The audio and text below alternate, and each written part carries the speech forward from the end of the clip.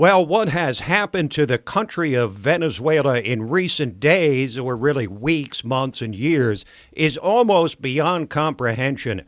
One of the world's most oil rich nations, under the iron fisted Marxist leadership of first Hugo Chavez and now Nicholas Maduro, has descended to a point where masses of people are starving, violence is rampant, inflation has skyrocketed, the most basic of supplies and medicine are unavailable, and Venezuelans are fleeing the country in droves. And now, 35-year-old Venezuelan opposition leader Juan Guaido has declared himself interim head of state with the support of the Venezuelan legislature, the National Assembly, but not the military, which remains loyal, at least publicly, to the dictator Maduro. And now, in what could be the turning point in this ongoing political and humanitarian crisis of epic proportions, President Trump has recognized Guaido as the legitimate Venezuelan head of state.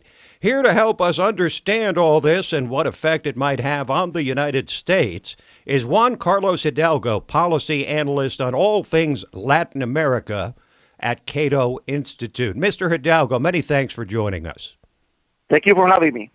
Well, I appreciate it. What would you say the chances are that Maduro is able to hold on to his power versus the chances that Guaido can successfully consolidate his newfound power?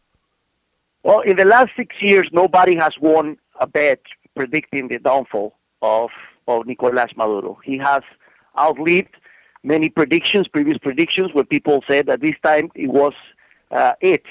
However, we see a confluence of factors right now that make this week's events different from previous ones.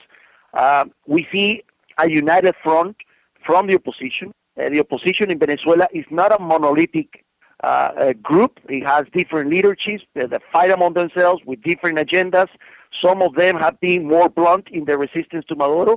Others were more willing to compromise and negotiate with the regime. Right now, under the leadership of Juan Guaido, we see that the opposition, which was hopeless up until like a month ago, is back in the ring, is unified. It has rekindled its link with the population. The population stopped believing in the opposition also up until recently. And now that relationship between the people and the opposition is back on track.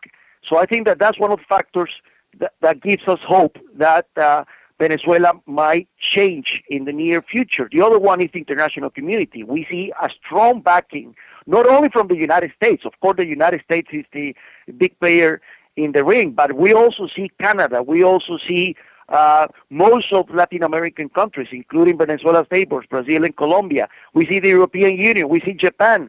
All of them recognizing the National Assembly of Venezuela, which is controlled by the opposition, as the only legitimate body, not recognizing Maduro as legitimate, and most of these countries are recognizing Juan Guaido as the interim president of Venezuela. I think this might break the impasse that we have witnessed in recent years. Of course, the ultimate arbiters in this situation are the army. The armed forces are so far firmly behind Nicolas Maduro. The question is whether they're going to crack. Now, Maduro claims that he was legitimately elected, but many countries, including the U.S., refused to recognize Maduro's election in May of last year as legitimate. Just how corrupt was that election? Well, elections in Venezuela have been deeply flawed since Hugo Chavez was in power. The electoral roll it has many problems. I mean, Venezuela, according to the official electoral roll, is the country that has more people over 100 years, for example, than anywhere in the world. Many people who have died are still voting in Venezuela. So the elections have been deeply flawed. However, the election last year was beyond pale. The main opposition parties were prevented from contesting the election, basically only having some token, allowing some token opposition to be in the ballots, and the opposition thus boycotted the election. So the international community didn't recognize that election as valid, and back in a few days ago, in January 10, when Nicolas Maduro was sworn in for his second term.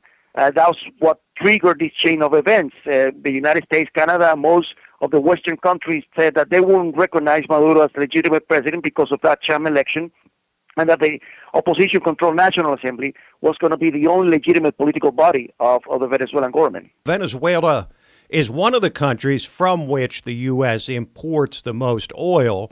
Some of the others are Canada, Mexico, Saudi Arabia, Iraq, Nigeria. How important is the crude oil and petroleum we import from the petro-state of Venezuela? Not anymore. I was looking at the numbers the other day, and it's less than 3% of daily oil consumption in the United States. Let's remember that the shale revolution has made the U.S. a major producer of oil. Canada is the biggest foreign supplier of crude to the United States. And oil production in Venezuela has collapsed, given the mismanagement and corruption that besieges that regime. Right now, North Dakota is producing more oil than Venezuela. Now, let me put it to you. Let me put a question to you straight. Is Venezuela, do you think, headed for an inevitable civil war? Well, the problem is that just one side of the equation is armed. In order to have a civil war, you need both sides armed. And in this case, the population is disarmed, and the one with the guns is the army that is backing the government. So if we had a civil war in Venezuela, we would have had it already. I mean, Venezuela has been in this state of chaos and unrest for over 6 years. But the big question is, of course, what's going to happen with the army. Let's remember that the army, this is a narco-dictatorship. And the army is deeply involved in crimes. We're talking about massive corruption. And when we're talking about corruption, we're talking about hundreds of millions of dollars that have disappeared from the coffers of the Venezuelan state. So we're talking about massive corruption, smuggling, drug trafficking. Several heads of the army have been named by the Treasury Department as drug kingpins. So the incentives of these guys, of course, are to stick with Maduro because they know that the alternative is facing justice. Mr. Hidalgo, many thanks for joining us. You've enlightened me and our listeners, I'm sure. Thanks for joining us. My pleasure. That's Juan Carlos Hidalgo of Cato Institute. Stay right there because we'll be back with a truly jaw-dropping story out of Virginia that represents a startling threat to your right to freely move about the country.